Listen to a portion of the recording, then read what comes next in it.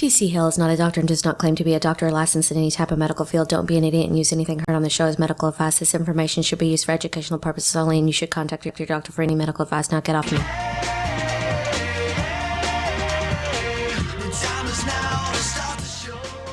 Hello and welcome back to Kick It Naturally. I'm your host, TC Hale, and I'm here to have all kinds of fun on episode number 370. I got a friend that's going to hang out with us. So Karen Martel from the Other Side of Weight Loss podcast. It's an excellent podcast, especially she really does a lot of things for women's health. Really digs into hormones. That's really why I wanted her to come on, was to talk a lot about hormones and kind of open up my brain a little bit to learn more about the hormonal side of things. And so we're going to have her on and we're going to dig right into that. But you really got to check out her website. She's got this great quiz that you can take that kind of gives you some insights into what may be going on with your hormones. So we'll talk about that in the show, and I'll put it on the show notes page too. But let's jump in now to my interview with Karen Martel. Karen Martel is here to play with me on the Kick It Naturally show. Karen, how the heck are you? This is great. This is our second play date of the week. I'm excited. This all I do is hang out with Karen Martel. That's my job. That's all I do with my life, really. And my life is grand. It is. When you play with me, it is. It's great. Yeah, it's a good time. It's a good time. So those of you who don't know Karen, you have to check out her Beyond Weight Loss podcast. It's The Other Side of Weight Loss is really what they call it. So just look up The Other Side of Weight Loss. It's a fantastic podcast. And she had this brilliant guest on there recently. Actually, I think my show is probably going to come out before yours. I think my interview probably won't be out till like March or something, but yours is going to be out real soon. So you might have to wait around to hear me on The Other Side of Weight Loss, but hear the other stuff because she does a great job on there. Karen, how's it going? It's going. It's great. Yeah. It's been a cold week where I am, like freezing cold. I've got a blanket on me right now because I'm Holy so cold. Mackerel. I think you might be doing it wrong. Besides that, the sun is shining. So, hey. Yeah, I'm not very good at cold weather. I got to be where the people thaw out, or I get ornery. Yeah. Yeah. So tell us about. We got a lot of stuff we're going to talk about today, and I'm really excited about it. But why don't we find out what everybody really always wants to know first, and that is, how did your hair get so fancy? I don't think I could pull off something that fancy. That's all I'm saying. Well, I was aging, and I decided, you know what? I got to still look cool. And so I decided you made it happen. To just slowly, it just got shorter and shorter and funkier and funkier. And now it's like, oh, this is perfect. And every time I've tried to grow it out, I've had it for years. And every time I've tried to grow it out, I say to myself, oh my gosh, I now look like a mom. No offense to all you moms out there. I'm a mom too. I just know you're a mom, right? It just looks so bad when I start to grow it out and it has this like feathery look. And I'm like, nope, I just went from being cool to just being a plain old mom, and I just have to cut it so it keeps me young.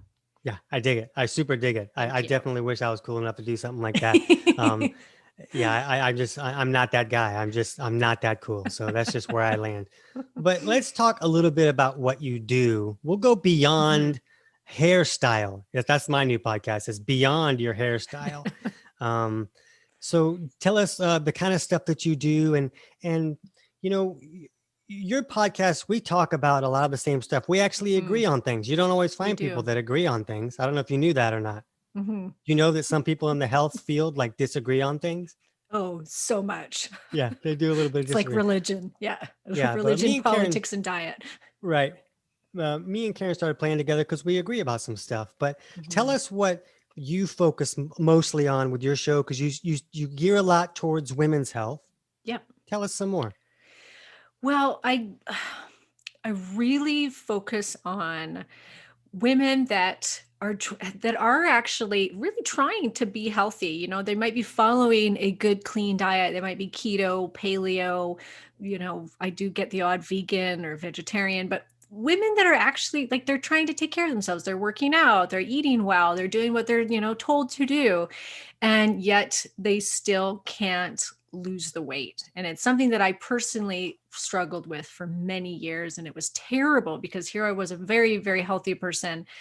I was doing what I was being told. I was trying every diet under the sun. I was working out 7 days a week, trying to become the runner, the CrossFitter, thinking that's what I had to do to get my body back.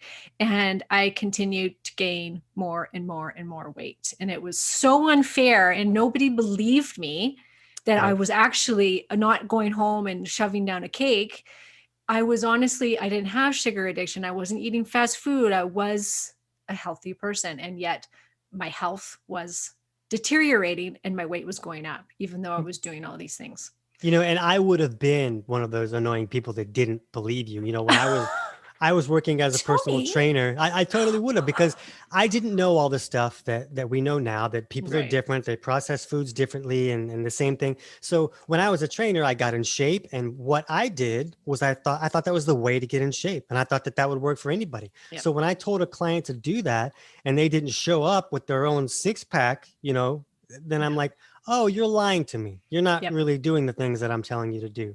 And people deal with this so much that they start to feel like maybe they're broken, and maybe they're just kind of stuck that way. The thing that works for everybody else is not working for me.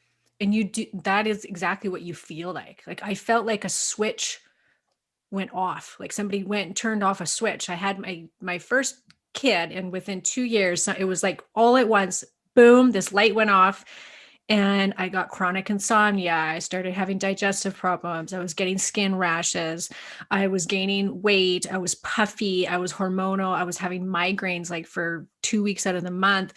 Yes. All within a few months, this happened. And I'm going, what just happened here? And it took so long to figure it out, because there's no information out there for women like me that is like, okay, I'm actually healthy, like as far as, what I'm doing and eating and working out. And my trainer is sitting there telling me, you just need to cut your calories. That's what it comes down to. And he just kept driving that into my head. You're eating too much. You need to work out more and you need to eat less. And so I did that. And then I tried, detoxification. I tried the raw vegan diet. I tried vegetarian. I went to the Zone. I did the Atkins diet. Nothing worked until finally on my own, I was like, okay, like I became a research junkie, and I decided I got to fix myself because no one else is going to do it for me. And I dove into the research, and I realized I had to test my hormones because it was very hormonal, everything that was seeming to be happening. So no doctor at that time, I was 33, no doctor, naturopath, nobody's going to say to you at 33, it's your hormones. And because that just doesn't happen. Were you a bit of a nut job at that point? Were you having like emotional issues and stuff like that? Or was that not part of what was going on? Oh yeah. Like I had, my PMS was so severe that my doctor put me on an antidepressant during my PMS time. And, wow. I had the migraines always happened premenstrually. So I knew that there was, a piece there. My breasts would get really like fibrocystic breasts. I had endometriosis. I had already 2 surgeries on ovarian cysts that were big endometriomas in which are full of blood, that were growing out of control, that I had to get removed. Like, so there was definitely like, okay, there's definitely a hormone piece. At least. Yes. And looking back, I do have, a theory of what happened. And it does happen to a lot of women when it's post-pregnancy. Your kid kind of either steals all the nutrients out of your system, and it does flip on some of these genes that maybe say, okay, you're not doing so well hormonally now. I don't know. And then it also, I have a lot of years later, I found out I've got really high levels of lead. And when you're pregnant, your bones soften.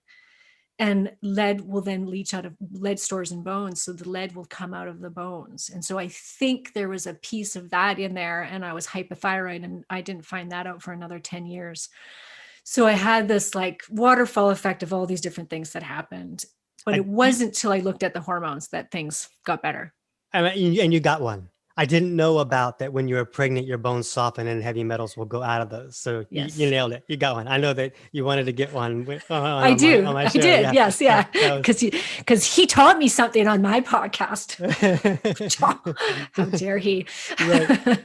Yes. So I think that, I'll never know, but it really took me figuring out what were my hormones doing. I was really, my cortisol was super low. Estrogen was too high, progesterone too low, DHEA was too low. So I had adrenal issues. I was estrogen dominant.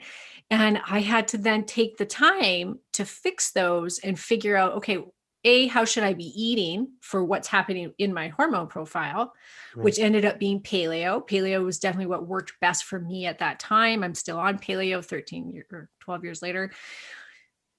And I've gone in and out of keto, but keto doesn't work for me very well. So I had to figure that out. Then I had to figure out, okay, why am I didn't think I was stressed. I was doing what every other North American woman was doing. I'm working 5 days a week, working out at this boot camp 6 days a week. I was a single mother at the time. Like, what? This is normal. Right. My body didn't think it was so normal. So I quit all of that, went into started doing yoga, started, paying more attention to my body and my stress levels. I figured out my hormone stuff. And and emotional stuff, there's a lot of emotional things that also came up during that time that I really feel like was part of the recovery. And within, a year or two, all the weight came off and I was able to stabilize. And then I was like, you know what? There's other women going through the same thing. And it's so interesting now that I'm in, going into menopause. Now there's so many women out there that are being told the wrong information and they're having hormonal weight loss resistance. And so that is what I do. I'm trying to bring the information to these women to say, hey, it's not you, it's your hormones. Right. And we've been doing this for a while, and it's like everyone in our world, the people that we talk to know that the calories in, burning more than you eat we know how ridiculous and ignorant that is, but it's still amazing to me when you really just step out of your own house just for a second, you see that, 95% of the population still thinks that that's 100%. the route that goes. Yep. And it's just, their eyes are just starting to open now. So when you say that you're not the only woman out there with these issues, well, yeah, it's most women that are running into this kind of situation. Yes. Yeah. And that's just it, is we're not given the information. And even when women do hear, hey, calories in, calorie out isn't all that it comes down to, it's like they don't believe you. And they still are so tied to that theory. And there is truth to it to a degree, but I could go down at that time. There was times that I try and cut my calories down to like 600, 700 calories a day. And I never would lose a pound. I wouldn't lose a pound. And I've had many, countless women who have done the same thing, who are like, I've done 1,000 calories a day for 3 months, and I fast, or I eat one meal a day, which is 500-600 calories. And they've been doing it for 3 months and they haven't lost a pound. Right. There you go. Calories in, calories out. It doesn't work. But I think I get more than 600 calories when I wash my hair, like just a shampoo, right, going into me. I think that's not very much. And you do, we hear from women a lot of times that have that trainer, or, whoever it is that's telling them, well, you just need to eat less. You're not burning them more. Why don't you live on your treadmill? You should live on your treadmill. Yeah. Or even like I just saw it this morning on a carnivore forum. And this woman said, I've been carnivore since September and I feel better and other things are improving, but I haven't lost any weight. And then I think there was 55 comments when she had just posted it. It was immediate. Like all these people got on, and I went through it. And of course, I see this every day. Maybe you need to cut out more dairy, eat less, go to one meal a day, cut the calories down farther, work out more. You're doing something wrong. And I'm like this, and I can't even be bothered. I'm not going to start saying like, actually, it's your hormones, probably. Right. So let's talk a little bit about hormones, because, the reality is that, you said that there was some mental and emotional issues that you had to work through and kind of stuff, and that's what I find is that a lot of times, when a person is dealing with a problem, a lot of times there's more than one way to improve that situation. And if you can improve one aspect of it, it may improve enough that, people start thinking, oh, well, this is how you improve that issue, when really there's other ways to do it too. A lot of times people need to take more than one approach to fix one problem. So let's talk a little bit about hormones, and when you're working with clients, what are you seeing as are the big problems today, and what's the biggest information that you're able to give them that's like, oh wow, I didn't realize how Mhm. much that would help. Mhm. So I kind of put women into two categories. If you are in your 20s and 30s, or first half of your 30s, so let's say up to 35, your hormones are going through this, 28-day, 30-day cycle. And it's very predictable, and we know where it's supposed to be at certain times of the month. And in these women, in these fertile women in their fertile years, if they're having hormonal imbalance, like I was at that time, then there's a lot of things that you can do to fix those hormonal imbalances. So let's say a woman's got polycystic ovarian syndrome. Well, things like the ketogenic diet and fasting or lower carb is going to be really helpful and will help to reverse that polycystic ovarian syndrome. If they've got adrenal issues, you can take certain supplements, you can moderate your lifestyle, deal with some of the emotional stuff. If you've got estrogen dominance, there's amazing supplements that will help clear some and break down that estrogen. You can fix your gut, you can take things like D-indole methane, you can take calcium D-glucarate, liver Sure. support, liver detox. All of those things is going to help your body to process and digest, metabolize all of that estrogen. And there's, you take Vitex to help bring up the progesterone. And so there's these amazing hacks that you can use to balance out those hormones. And that does require things like lifestyle, diet, digestive system, all of this kind of very holistic look at it. And I see those women, they can make big changes even within 3 months of doing, a certain protocol for whatever imbalance they have. And they feel a million times better, and the weight starts to come off, and all of those crazy side effects can go away.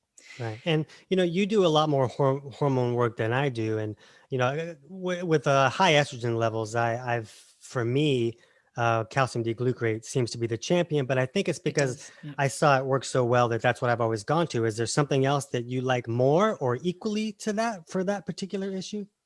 I love the calcium D-glucarate as well. And in research, it does show very quickly it bringing down estrogen. Hmm. And it helps to break it down in the gut. And then there's D-indole methane, which is from, our cruciferous vegetables. It's a bit different. It's going to bind to those bad estrogens in the system and help remove them. So I like to combine the two together, the calcium D-glucarate and the DIM. And you never want to take more than 100 milligrams of DIM, because more is not better. Calcium D-glucarate, it's very hard to find really good levels. Like, you need to be upwards of 1,000 milligrams a day for calcium D-glucarate to really be effective. And then taking a liver support that helps with both phase 1 and phase 2 detoxification for excess estrogen. And here's the thing, Tony, Yes. big distinction here. When we say estrogen dominance, there's two kinds. There's one that is your estrogen and progesterone are both, your progesterone is where it should be. It's at a healthy level. And then you have this crazy excess of estrogen that's like at the top of the charts. There's that estrogen dominance, and you got to bring that down and maybe pull up the progesterone a little bit with detoxification. And then there is estrogen's in a okay place. It can even be too low, but your progesterone in relation to that estrogen is even lower. It has to be in a certain ratio. So we Right. want to see progesterone a little bit higher. So what often happens is doctors or functional medicine people will say, oh, you're estrogen dominant. You got too much estrogen. You got no progesterone. Let's clear out all this estrogen, which is like the worst thing you can do, because we need estrogen. Estrogen is so important. It has 400 different functions in the body, and we're going to get to more of that. But We're basically, going to you don't cover want to. all 400 today, people. We are, Just yeah. buckle up. Buckle up.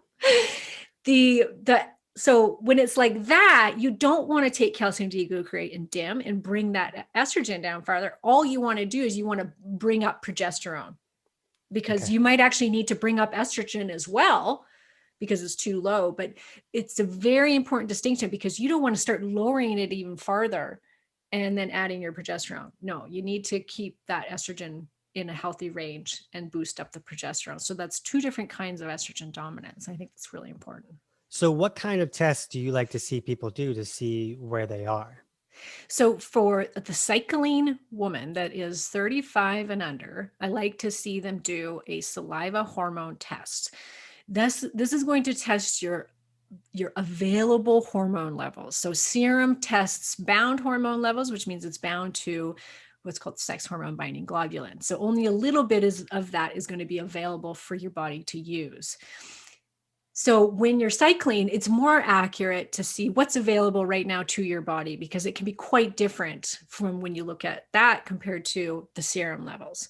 So you would rather look in the saliva than in the blood and stuff like that. Is that what you're saying? In a fertile woman, yes. Okay. Yeah. In a cycling woman, yes, it tends to be much more accurate. I've seen things go really haywire, like not often, but I have seen like a woman, for instance, who her testosterone looked low on serum. And then when we did her saliva, it was off the charts high because of the available hormones. And she was getting the symptoms of that. She was getting really oily skin. She had acne, big boils were going all over her back because her functional doctor put her on testosterone. Huh. So just like, little things like that. So you're just going to see that it's a little bit more accurate, or can be a lot more accurate when you test via saliva. And saliva is also the best for cortisol, because you need to test cortisol 4 points throughout the day. So once you've hit 35 and up, depending on what your cycle's doing, what tends to happen now is the hormones start to now get really haywire. Progesterone starts to drop when you're in your late 30s. And then when you're going through your 40s at different times for different women, estrogen will begin to drop as well. But progesterone usually takes that dive first. So the more closer you are to you're in your mid 40s, then I prefer then to see either serum or actually saliva, but serum can then be accurate because the levels are just low enough that they're going to show up in serum. And so it does tend to be in relation to it. So, and you want to always do it on a certain day of the month. Doctors usually don't tell you that. So if you're a cycling woman, you want to test them on day 21 of your cycle, because if you tested them in the first half of your cycle, you don't even have progesterone. So you got to be very careful as to when you test them. So if you're going to go the serum route, your doctor isn't going to tell you when to do it. Do it on day 21 of your cycle, day 1 being the first day of your period. Okay. And, with different things, we see that there's some things that really need to be improved with food, and some things might need supplements, at least temporarily, to see them fixed. Now, when you're working with hormones in this, what's the percentage of, how much do you feel of it is food that needs to change, and how much do you feel like they need help with some type of, whether it's a supplement or a hormonal therapy of some sort? So great question. I really ask great questions. You're so great at asking questions, Tony. Right? Sheesh. It is a great question. Food has to come first, no matter where you are, what levels your hormones are at. If you don't change the food, you're only going to get so far with the supplements and the hormone treatment. So I always say, first comes first. You got to find the diet that's going to work for you. So, and that's going to change, right, as your hormones change. So like I said, if you're PCOS, then maybe you want to be a low carb keto. If you've got adrenal issues, thyroid problems, and a low progesterone, well, the keto's not going to be the answer. It's going to be more of a paleo-based diet, autoimmune, or something like that. So I always lean towards primal-based diets because I've seen them work the best. Yeah. So food has to come first. And then after that, if it doesn't fix the hormone problems, because a lot of the time it can, then you go to the supplements, and then in the younger women, and then if that doesn't work, then you do the hormone therapy. In women over 35, because it becomes an issue of your ovaries simply stop making hormones. And so you can take all the calcium D-glucodam, Vitex, all of these natural things to help raise and lower your hormones, but the bottom line is you just simply aren't producing them anymore. So it's not that those things can't help. So as your estrogen starts to drop, you can take phytoestrogens, you can take things like black cohosh, maca, soy, things like that are going to act on the estrogen receptors like estrogen in a weaker form. Right. But for many women, they will not get the relief and they will not get the weight loss until they actually just replace the missing hormones, because there's no bringing them back. You can get rid of some of the symptoms by using some of those supplements, but the big benefits of hormone therapy and having those hormones, you just don't get until you replace the hormones to optimal levels. Okay. And you keep saying the word Vitex. Is that a type of Oh. sport utility vehicle? Or I'm not familiar with Vitex. Tell me about that. So Vitex is also known as chasteberry, and it's a type of herb that helps to raise progesterone levels. Oh, I did not know that. I've never It's used one that. of That's the very interesting. best ones. It's And one you of the feel like best that ones. works well? It does for fertile women. Yeah. Okay. And how would they go about using that? As far as, are there rules for that? They just start chucking it in? You can take there is some speculation. I don't use this, but to take it in the second half of your cycle when you're supposed to be producing the progesterone. But Okay. I find if women are really low in progesterone, you want to take it every day for at least 3 months, and then you can go to that cycling of it and see how that feels. But if you don't feel as though you're getting as much benefit, then it's okay to take it on a daily basis. Now, I have an interesting question for you. Now, it makes sense to me that if, with one of those type of estrogen dominances, that whatever's causing the estrogen to go high, that could in turn cause the progesterone to go lower. But if someone took something like the Vitex to help raise progesterone, and if it worked, would that lower the estrogen at all, or does it not really work that way? No, it does work. Like, yeah. They have to yin work. and yang it? Oh, they're so yin and yang. They're so important. Both of them are so important. And unfortunately, women are very scared because of, myths that are out there about estrogen. They're scared to take the estrogen, but you need estrogen to build progesterone receptors. So if you've got no estrogen, you're just slapping on a bunch of progesterone or taking a bunch of Vitex.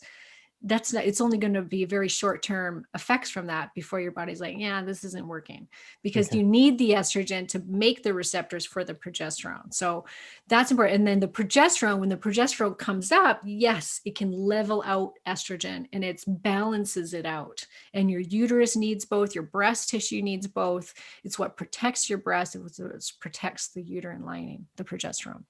Okay, that's great. We've already talked about sex and breast more than I thought we were going to, but I'm open to it. I'm here for that. Yeah. That's why I showed up.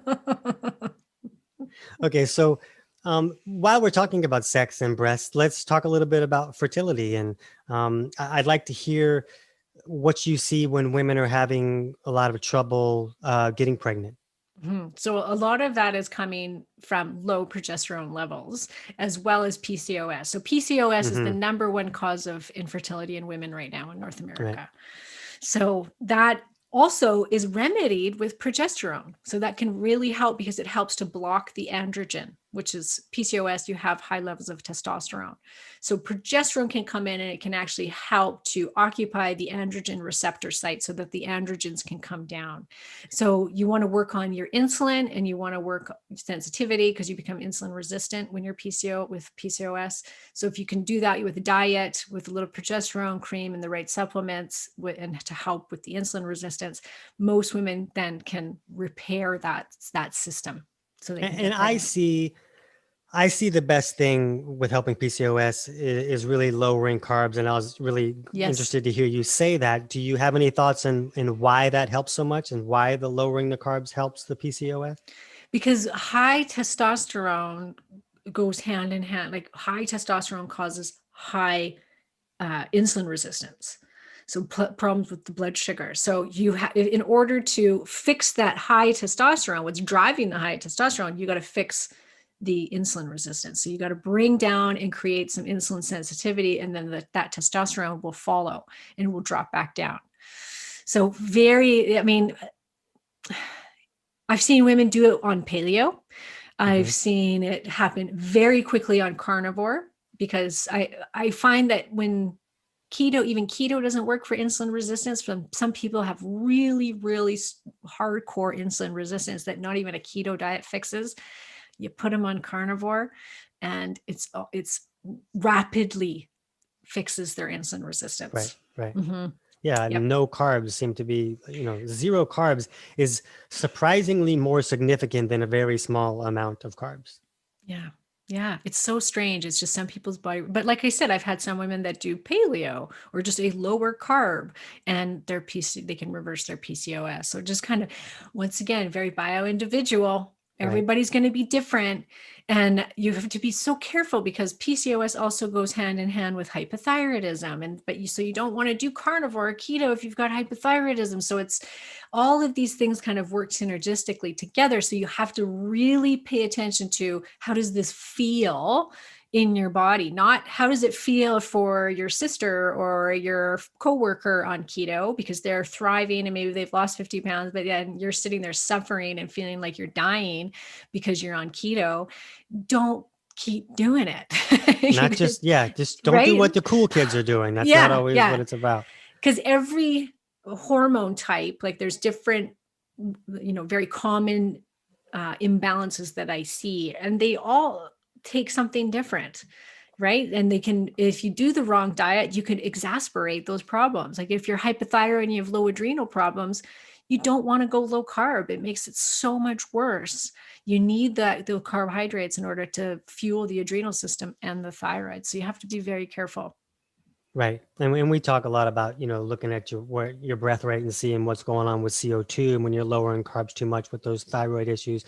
And I'm hoping that we can talk a little bit about thyroid today too, but Mm-hmm. I want you to talk more about the fertility thing. I interrupted because that's the kind of guy I am. Well, so I don't specialize in fertility, Tony, but Hmm. I have had clients that definitely have come to me for those reasons. And it's very environmental. I find, like, there's so many xenoestrogens in our system, Yeah. and it's driving down our progesterone and making us estrogen dominant. So clearing out a lot of those toxins out of your system. Birth control is one of the worst things for a woman's fertility. Yeah. If the Oops. longer you're on birth control, the harder it's going to be to get pregnant. It destroys your testosterone levels. It destroys your gut. Your body forgets how to run itself, how to produce its own estrogen and progesterone, and it's toxic. So there's the toxins, there's low progesterone levels, PCOS. Those are what I see contributing to it more than anything. Yeah. And it's a big deal. I'd really like to see women who have been struggling with that have the ability to turn that around. And it's a big deal. It's a Yeah. really big deal. And what's scary is that a lot of women feel like their only option is to do this $14,000 Oh, I know. procedure and then go to a witch doctor and at this all these certain times they got to wear. Yeah, I got to paint this hair blue to do this, and they're doing all these things just to align everything, and then it just doesn't work. And then when you just allow the body to function like it's supposed to, all of a sudden you got this little person in your house. And I just think that that's Yeah. a really fun thing. And you need to change your diet, and the doctors don't tell you that, right? They Yeah. don't even talk to you about diet or your gut health, and they're just jump straight to this, like you said, $14,000 IV therapy, when really you probably just needed to take out a lot of the inflammatory foods, support your reproductive system with Maybe you could eat something that nutrients. had any nutrients in it whatsoever. Maybe try that out. Maybe Yes, eat yes, something that didn't come out of a vending it should machine. always come first. With every illness and every disease out there, food has to come first. Well, and I think it will, even from the doctors at some point, when they decide to educate them for more than 20 minutes in a 4-year degree period about food. I So know. we'll make some calls. We'll make some calls. I'm not gonna hold my breath on that one. Yeah. You should see the new food guidelines that Canada put out 2 years ago. I choked on it. It was the most awful thing I've ever seen. It's a little bit scary. Oh, skim Okay. milk and grains, and oh, yeah. Okay, so another very hot topic when it comes to hormone is, oh, I'm a little bit older and why is my face on fire? And as the women start going into menopause and all those fun time things happen, can you talk to that a little bit and maybe help some people feel a little better? Yeah. I like to tell women that you do not need to have any symptoms of menopause. And most women are told just the opposite, which is suck it up, buttercup. This is what you got to go through. Mm-hmm. 8 to 10 years. That's how long menopause can be, perimenopause, where you get the hot flashes and the night sweats and so many more things: foggy brain, low sex drive, brittle bones, dry skin, wrinkles, dry vagina, you name it. I mean, your whole system starts to fall apart when you start going through perimenopause into menopause. And we are being told by 90% of the medical system that you just need to go through this. And here's your antidepressant. And then because you're super emotional and anxiety ridden. And then here's your sleeping medication because you can't sleep because you're getting hot sweats and all night long and because you have no estrogen. And then here's your this very harsh drug for your bones because you're getting bone loss and osteoporosis.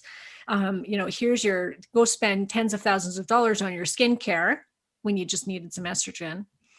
The list goes on and on and on. And women do not need to experience any of this. And it just drives me nuts because we're so, doctors are like, okay, well, here's your insulin if you're diabetic. Here's your thyroid medication if you've got hypothyroidism. But yet when women are deficient in these very key hormones that keep us young and youthful and all of these things intact, they don't prescribe them. They don't say, oh, well, you know what? You need some bioidentical progesterone or estrogen, and that's going to cure your foggy brain and your depression and your anxiety and your sleep problems. But no, we're going to give you all these drugs instead. It's mind blowing. And it all stems from, so before in the 1950s, estrogen, horse's urine estrogen pills, which is called Premarin, was the number one prescribed medication out of all medication. Wow. In the United States. Number one. They used to treat breast cancer with it. Go figure. Wow. And then in 1998, they decided to run the biggest study that had ever been done on hormone replacement therapy in women. And they got I think it was 800,000 women or something, millions of dollars put into it. And what was interesting is they couldn't find a lot of women that weren't on hormones because they needed to have one leg of the study where women weren't taking anything, right? And most of these women, they were all on estrogen because this was the most prescribed medication. And so they actually ended up getting women that were between the ages of 60 and 70 for that arm of the study. Because they had stopped taking it. And these women, most of them were unhealthy. They were smokers. They were overweight. And so that was just one flaw of this study. So they had a couple arms of the study. One of the arms was Premarin only. So this is pregnant horses' urine estrogen, which we still have today, Premarin. And then the other arm of the study was with Provera, which was a mix of Premarin and progestin, which is a synthetic progesterone. Right. Well, within about 4 years, the rise of uterine cancer and breast cancer and stroke went up in the group of in the Provera group. So the one that was on progestin and the equine estrogen. So they actually stopped the study. They yanked that study, took those women off of that, and shouted out to the world, get every woman off of HRT. It's super dangerous. It's gonna cause breast cancer, it's called uterine cancer, everybody off. And now suddenly all these women were suffering. Right. Well, the one arm of the study that continued on the Premarin only, within a few years, showed a 30% reduction of breast cancer. But they don't mention that. They don't mention that. They don't mention it. And we're still to this day, when women hear the word estrogen, they're like covered their breasts, like, oh, no, don't put me on estrogen. And another thing was these were all oral. So even oral horse's urine, estrogen, which isn't like our own, it's a different makeup, obviously. Even taking that, even in orally, it does increase your risk of heart attack and stroke when you take estrogen orally because it has to go through the liver. But even that, the benefits outweighed those risks because women's, their osteoporosis was better, their heart disease, not the heart disease, what did I say before? You said the breast cancer and The breast cancer reduction. Thank Right. you. The breast cancer was reduced. All of those things got better. So even on that, even that is better than no estrogen is what they discovered. And so now we've got the option though of bioidentical hormone therapy, which is transdermal on the skin, or you could do it in suppository or troches or implants, whatever, shots. And this bypasses then that first pass of the liver. So there's no increased risk of stroke or heart attack when you take it transdermally. And when women take bioidentical hormone therapy for even 1 year into their menopause, 1 year, it reduces all-cause mortality in women. It Wow. reduces breast cancer, heart disease, dementia, Alzheimer's. Like I said, the list goes on, 400 different functions. Estrogen helps a woman to be insulin sensitive. It helps a woman be leptin sensitive. So when you start going through this time, and what's the biggest thing you always hear is weight gain. Women suddenly get this big belly on them, 10, 20 pounds of weight gain in like a year. This is because the estrogen and progesterone are dropping.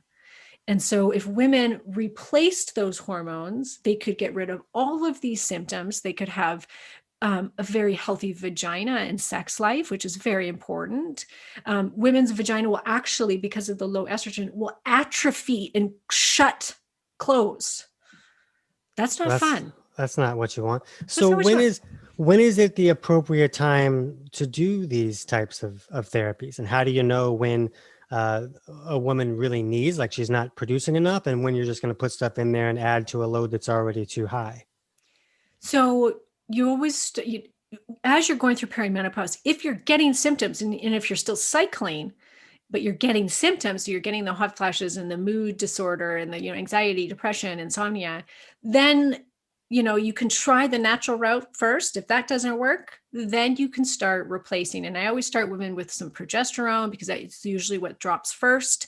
If that doesn't get rid of things, then you can do small amounts of estrogen once the period stops, which means you're going into menopause now. So menopause is classified as 1 year without a period. So once you're going into that stage of you're missing your periods, and then it's longer and longer between them, then you can start, and it's safest then to start your estrogen therapy. And you have a 10-year window where it's been shown in research, in multiple studies, that is the safest time and the most beneficial time for women to be on estrogen replacement. And you always need progesterone in there because it counteracts the growth of estrogen. Okay, so you're not just using one. No, you have to use both. Yeah, Okay. You got to use both. Even if you don't have a uterus, doctors often tell women that even if they don't have a uterus, they just can use the estrogen. Well, progesterone is very breast protective, and it actually helps with the myelin sheaths in the brain, and so it helps your brain function. It's very anti-anxiety, so women can use it at nighttime, and it can help them with sleep. It reacts on the GABA receptors of the brain, so it calms the body down. It's got so many amazing functions. It can help with sex drive. It can help with weight loss, as well. Estrogen can as well. So it's interesting because estrogen on a too high is going to cause weight gain, but too low, it's going to cause weight gain as well. Right. And we find that a lot of things have like a bell curve like that, and that makes sense. But when people hear about studies, like you said, with just about anything, they hear something is good or something is bad, and they want all of it or none of it. And that's not really how the body works. No. And so for each woman, it's very individual. There's some women that need to go on very high doses, which is called physiological restoration.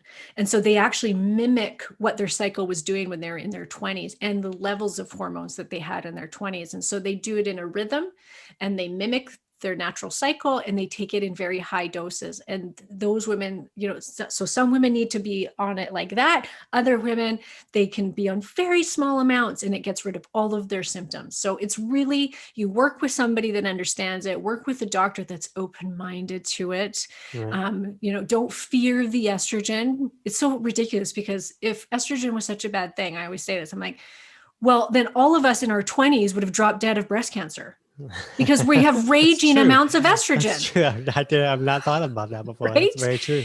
And it's when our estrogen starts to deplete that we have a chance of breast cancer. Estrogen is a growth hormone. So if you've got cancer cells and you go put in all this estrogen, yes, it can speed up that process. It magnifies it, right? So if you've got estrogen cancer, estrogen driven breast cancer in your family, then no, you probably don't want to, or you want to be very monitored by a doctor if you're going to take it. But yeah, you just don't be afraid. And then the other thing, people, no problem being on birth control pill. Oh, I've been on birth control for 20 years, but don't put me on bioidentical estrogen. And it's like, do you know how much higher those doses are? You're taking them orally, your risk of stroke, and oh my gosh, and even risk of breast cancer goes up a little bit with birth control. Are there birth control alternatives that you feel are appropriate or that don't affect the hormones so much? And are there cool tricks? What are some cool tricks? Oh, there's no cool tricks. It's brutal.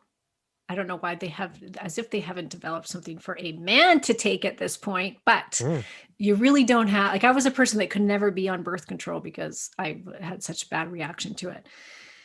So I ran the gamut of trying to find myself natural birth control. And the only one is copper IUD, which can create a heavier bleed for women. So that can, in cramping, so that for some women, it doesn't work. But that's probably the best choice as far as ease and, side effects go. And then there's things like the diaphragm that you could use, and good old fashioned condoms. I've heard about those. Yeah. Have you? Yeah. I didn't like those. But are there any other downsides of the copper IUD? I don't know. Yeah, there's speculation that it can raise your copper level. Okay. Yeah, which you don't want really high levels of copper, so you would have to monitor that. But I went on it. I didn't have any adverse side effects from it. That's cool. Okay. Okay. So we're going to have to wrap up pretty soon, but I wanted to talk a little bit about thyroid before we did that. Do you have a favorite thyroid angle to talk about? Yeah, I do. All right, let's hit it up one time. It is, once again, something that is oftentimes misdiagnosed, not diagnosed, and mistreated in the medical world. They're very afraid to use T3 hormone, thyroid hormone, which is the usable form of thyroid in your body. So there's T4, free T4 and free T3 are the two main thyroid hormones. T4 has to convert into T3 in order for it to be utilized, for your metabolism to work properly. 90% of doctors out there only use T4 only prescription medication for it. And so many women are on Synthroid, some form of T4 only medication. And they stay in this very hypo state, very under medicated, and never get better. And so I always want women to explore, at least try getting on some desiccated thyroid. So there's T4 and T3 in the mix. Always make sure that you test your reverse T3, which very rarely gets done with the doctor. And I won't get into that because that's a whole nother segment. Right. Yeah, I get that. But ideally, you want your body temperature. And I'm really big. We talk about testing when we talked together earlier this week about the little hacks that you have to try and figure out someone's bioindividuality. My big one is temperature, body temperature, basal body temperature. And so I always tell women, if you suspect a thyroid problem and nobody's diagnosing you properly and they're only testing, for instance, your TSH, take your basal body temperature when you get up in the morning, before you get out of bed, and then again in the afternoon. And if you're not reaching, and if you're on thyroid medication, definitely do this, because if you're not reaching like 98.2, 98.6 in the middle of the afternoon, and you're reaching like 96.5, 97, then we know that more than likely you are not optimized on thyroid medication.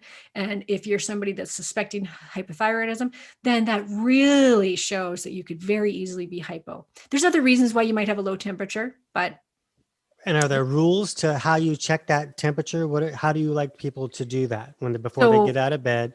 yeah, Do you do before the they get under out of the arm bed, thing or in the, I how do say you in do? the mouth. If you're going to do it Okay. out of the arm, you have to add, what is it? A couple degrees to it. But you want to use a Gara thermometer. For those Oh. watching the video, I'm going to show what that looks like. It looks like an old mercury thermometer. You can get it on Amazon. They're 10 And it's bucks. called what? A Gara thermometer, Gera thermometer, Gara thermometer. And you have to shake it down, but this is most accurate. Digital is not accurate. I've tried a million of them. They never work. They always give you something different. So that's how you know you're optimized on thyroid medication, because you could have the best looking labs in the whole world, but if that thyroid medication isn't actually getting into the cell and working, then you're going to remain in a hypothyroid state. I had like at the top of the chart T3, midway T4, and I was severely hypothyroid because my reverse T3 was off the charts, which is a storage hormone. So I wasn't getting that T3. That was just picking up on the medication I was taking.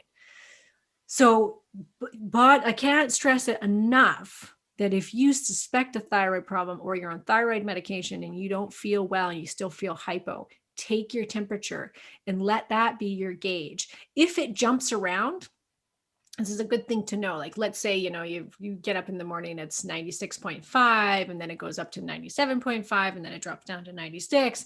If it's jumping around more than a few degrees, then you know that there's also an adrenal component to your thyroid, which oftentimes, almost all thyroid patients have adrenal issues. So you will see it 0.2 of a degree. If it's bouncing around more than 0.2 of a degree throughout the day, you could take a couple temps readings throughout the day. Then you know, okay, there's an adrenal problem. So you want to test that 4-point cortisol saliva test, do a thyroid panel, include the reverse T3.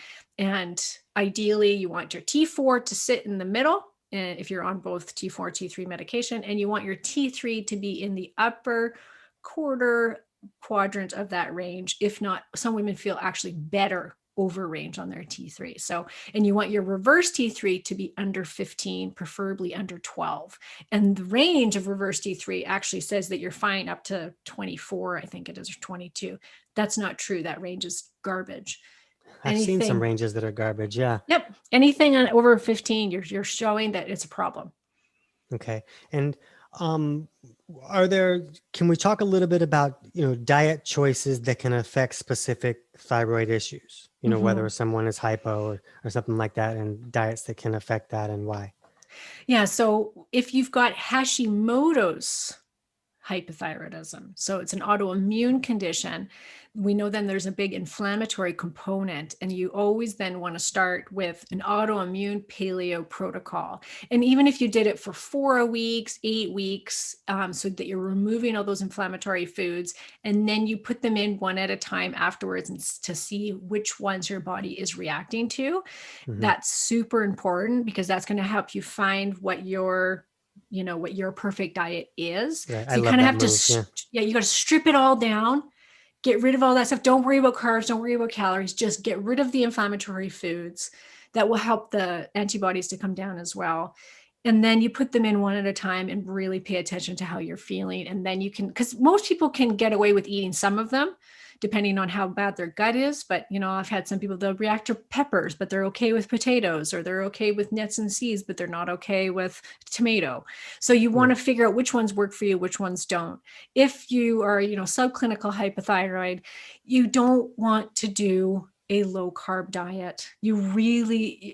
Please don't. It really aggravates your thyroid. I did a whole podcast episode on this because I was so tired of hearing so many keto carnivore doctors saying, oh, it's okay, you can do it, it's not going to affect the thyroid, it just means that your thyroid you just don't need as much T3. And I'm like, that is baloney. Like, that's so not true. And so I actually dug into the research, and in the episode I go through these PubMed